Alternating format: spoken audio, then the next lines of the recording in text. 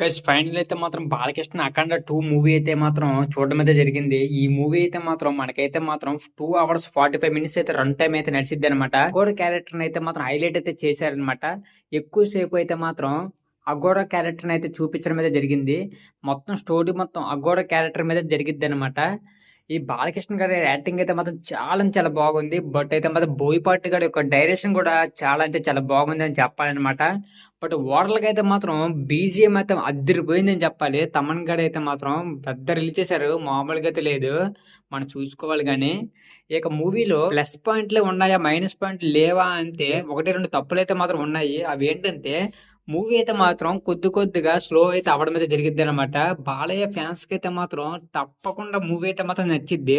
But ఓవరాల్‌గా audience అయితే మాత్రం వన్ టైమ్ అయితే మాత్రం వాచ్ చేస్తే సరిపోతుందనమాట. మెయిన్ పాయింట్ ఏంటంటే మూవీ 'అఖండ 2' అనేది మనకి అంత కరెక్ట్‌గా అర్థం కాదనమాట కథ అనేది. ఇంకా పార్ట్ 3 ఒకటి మనకి అనౌన్స్ అయితే చేస్తారు లాస్ట్‌లో అయితే మాత్రం.